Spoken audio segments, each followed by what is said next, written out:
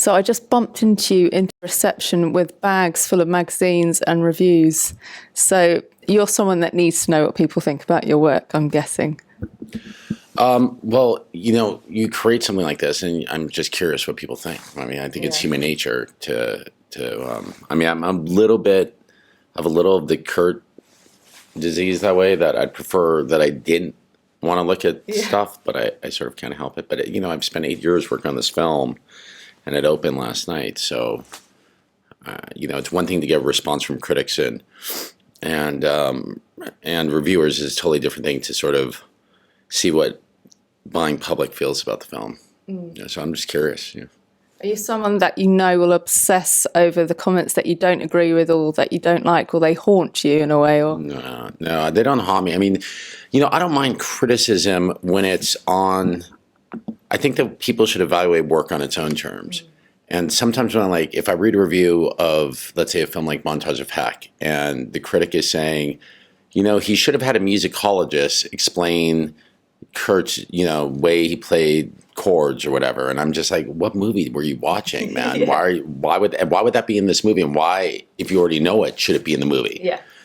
So sometimes when they're just wildly off with my movies, they're very experiential, and they're not meant or designed to be history lessons. They're meant to be sort of the cinematic experience of the subject.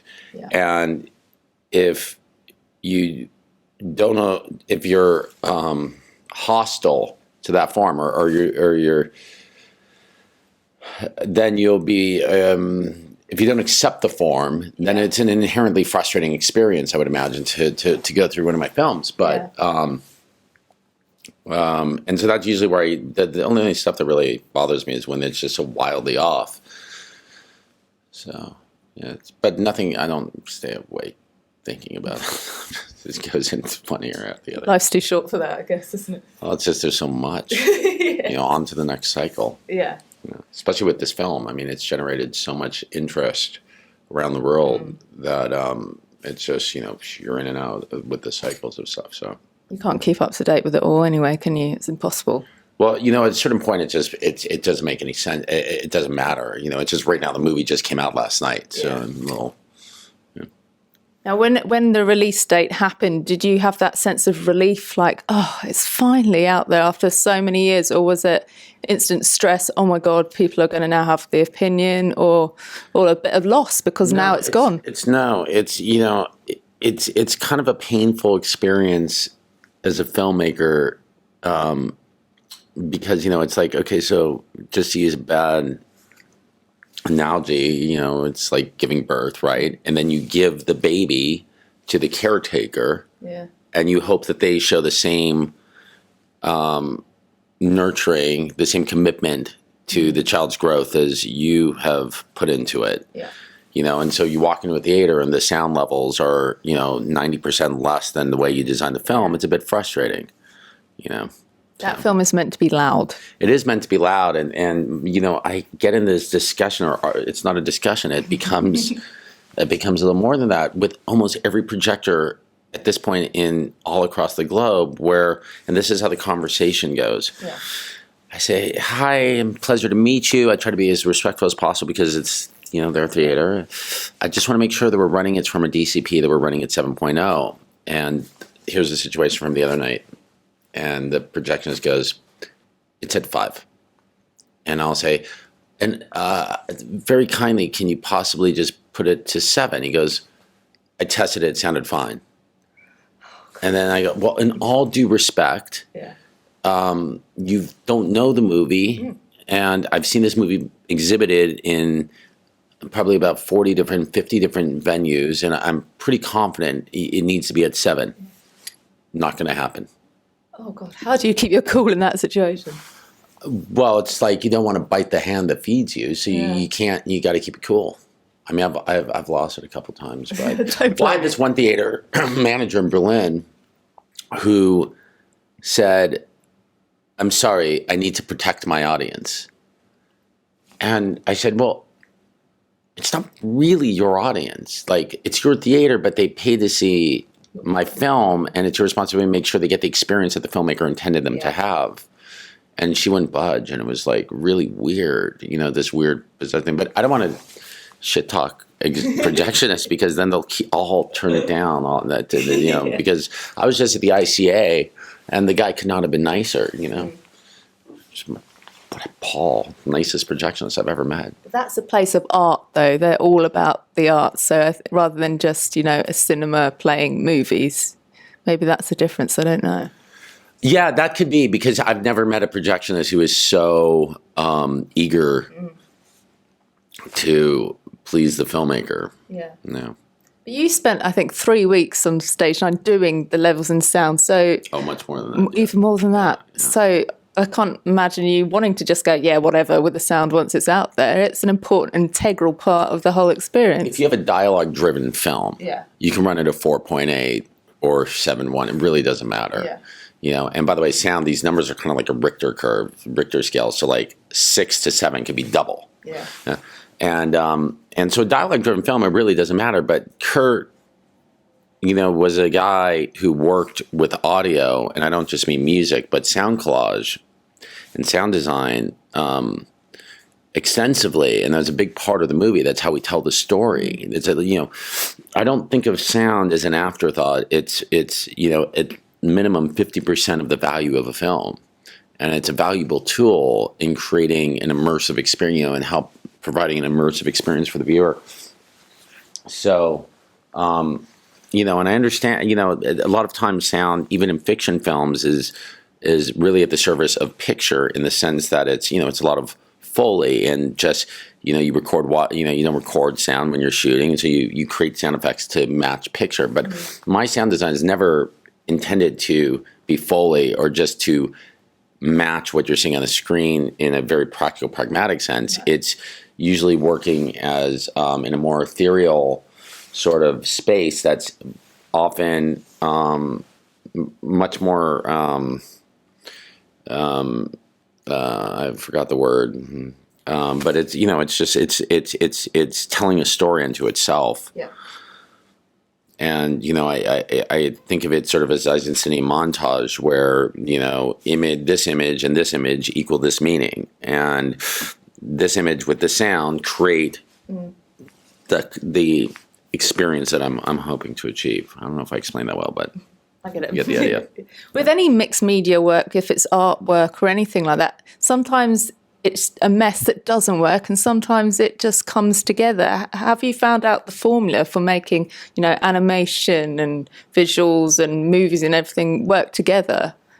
I don't think there's a formula. I think every film, there's not even a formula for just making a film. No. I think every film is its own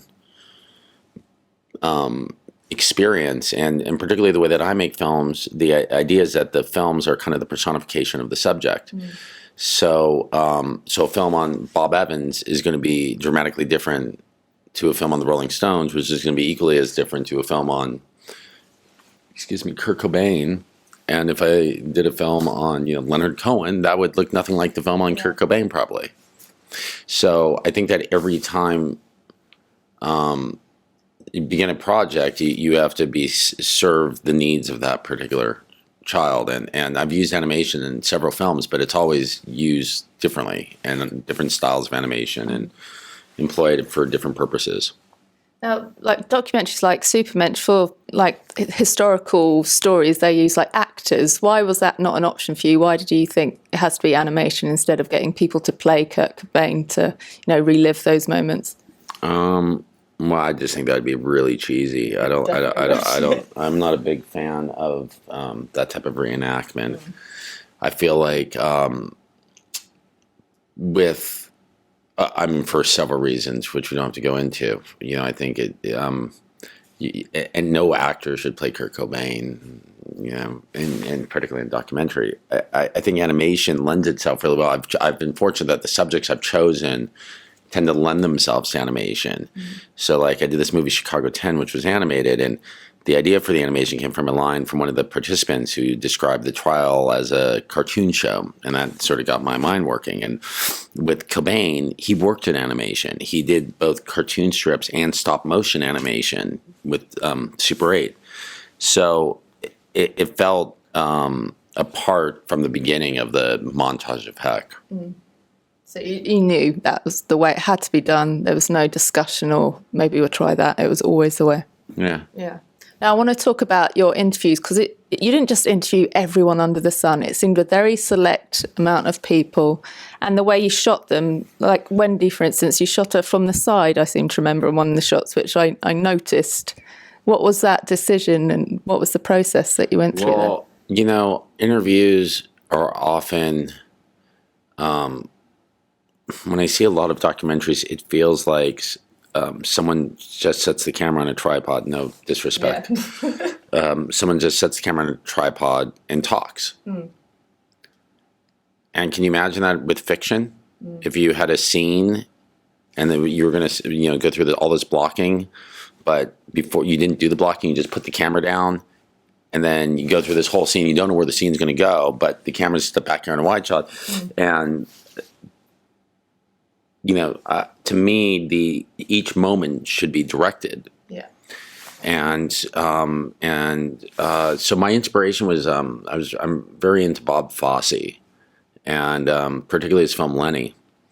And in the movie Lenny, there's interviews with actors playing the real life people, but with his Lenny's mother, his girlfriend, and his manager, and it has the feeling of taking place over the course of a day. So you get the sense that they're sitting around talking and talking and talking. And I always was really interested in that. And I also was very into the framing. It was a sort of contrast between profiles and off-axis shooting. And so when it was decided that we would have to do interviews for Montage of Heck, my plan was to try to give it that space where it felt that people were, where the movie literally shifts from morning to evening throughout the course of the film. So you start with sort of morning light, morning in America, and you end in sort of the shadows with Courtney. And, it's complicated to do because if I have you in morning light, because I think I'm going to start talking about Kurt's early years, and you trail off into something that happens later, I can't use it. Oh, gosh. So it's it requires a great deal of restraint. But and I wanted to make sure that every shot, the angle, the framing was telling us something about the subject. A lot of the subjects in this film weren't filmed in their actual homes. They were homes I selected to sort of look like their homes. Or that had the texture that I was looking for. Some of that was, like Chris Novoselic came in. I did his interview in Portland, and so it would have been at a hotel, and it just it just didn't feel like that was the type of space he should be inhabiting. I wanted to ask you about the interview with Chris because the way that he breathed when he was talking, it connoted some sort of stress and that he found it quite a taxing thing to do. Did you get that impression from him, that he's quite emotional about it? I don't think he was stressed. I think he was emotional. I think that, it was a different type of interview for him because I think most people who interview Chris are probably interviewing him about his experiences in Nirvana. Yeah. And when we started the interview, I said, this is going to be rather unusual because I'm only going to talk to you about Kurt's experience in Nirvana. I'm going to ask you not to make the questions about yourself, but to keep it focused on Kurt. And he had come, I think, with, and I don't want to say an agenda, but it became clear that he was interested in making sure that I understood that Kurt was an artist with a capital A. And,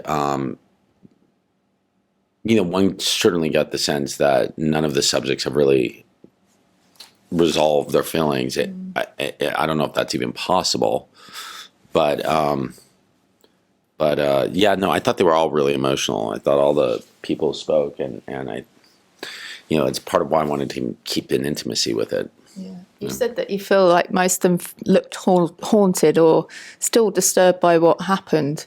Was there one in particular that you think that what happened to Kurt and their relationship with Kurt has really affected the rest of their life in a really dramatic way, like Tracy, for instance? No, I think it's it has affected all of them, and I think it affected a lot of fans. But for those 5 people, you see, these are the 5 people who would have been at Kurt's side if he had chosen to be a janitor. Yeah. I mean, these were the 5 closest people in his life. So one would assume that it would be most challenging for them, and not to mention the fact that Kurt's mother, father, and sister had never done an on-camera interview. So this is the first time they're even telling these stories, for the most part.